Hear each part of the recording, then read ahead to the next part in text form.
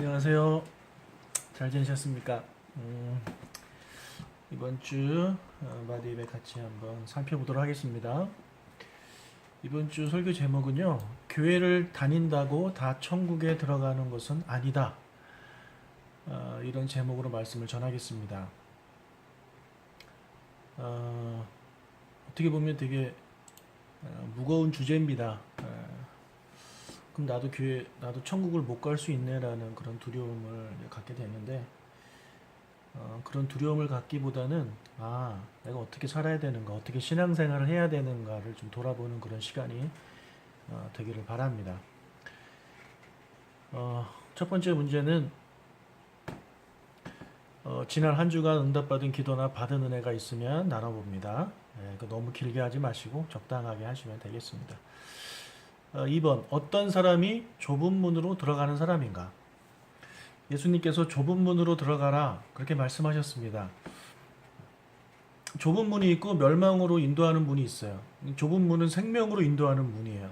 그런데 이 생명으로 인도하는 문은 좁고 길이 협착해서 찾는 이가 적어요. 반면에 멸망으로 인도하는 문이 크고 그 길도 넓어서 들어가는 사람이 많습니다. 이제 교인이 되면 우리 앞에 두 개의 문이 놓여지는데, 하나가 생명으로 인도하는 문이고 하나가 멸망으로 인도하는 문이에요. 근데 많은 사람들이 멸망으로 이제 인도하는 문으로 들어갑니다.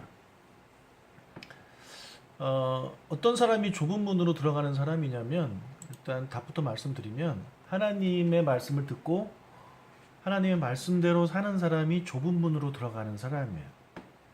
그래서 그런 사람은 별로 없죠. 안타깝게도 말씀을 듣고 말씀대로 살아가려고 노력하는 사람이 그렇게 많지 않습니다. 그냥 듣기는 들어요. 듣기는 듣고 거기서 걸러내죠. 내가 순종하고 싶은 말씀은 순종하지만 그렇지 않은 말씀은 일단 순종하지 않습니다. 많은 사람들이 그렇습니다.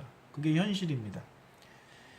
그래서 좁은 문으로 들어가는, 생명으로 인도하는 문으로 들어가는 사람은 말씀대로 사는 사람들이에요.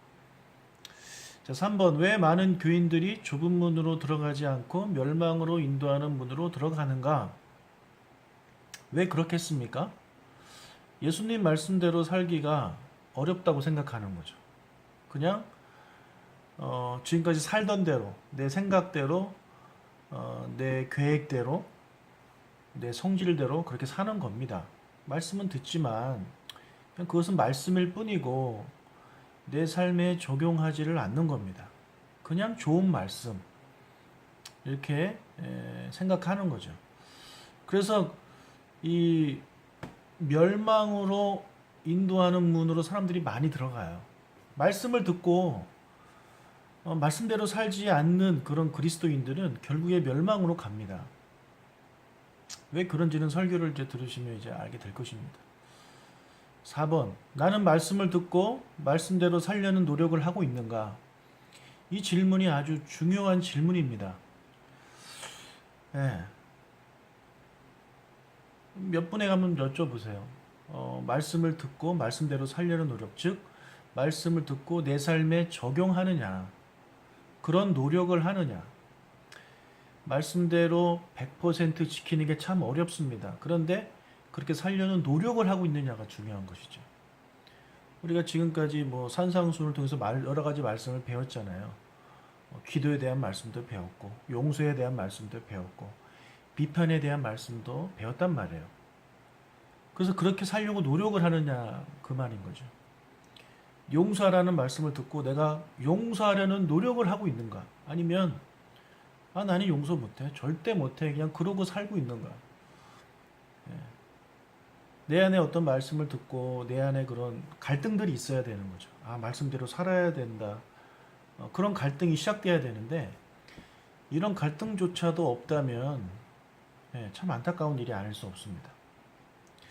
그래서 우리가 매번 말씀을 듣고 이제 이 적용을 해야 되는데, 사실 개인적으로 적용을 하기가 쉽지 않아요. 그래서 마디 예배를 하는 거예요.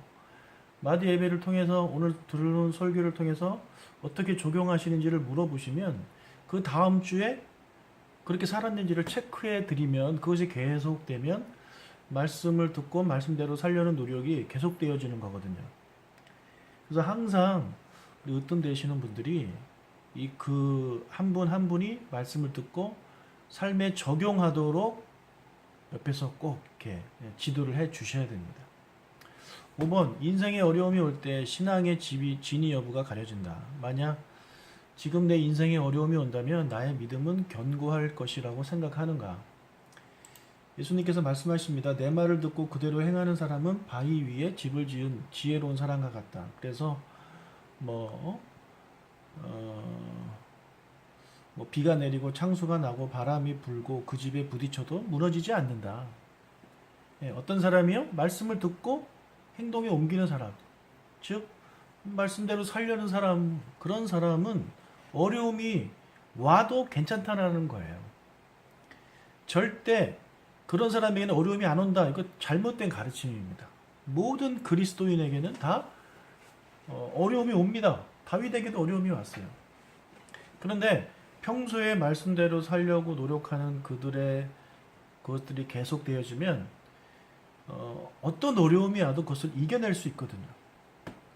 근데 그렇지 않은 사람들, 그냥 말씀을 듣고 흘리고 여전히 내 계획대로 내 생각대로 사는 사람들은요, 믿음이 전혀 자라지 않기 때문에 조금만 어려움이 와도 거기서 넘어지는 거예요.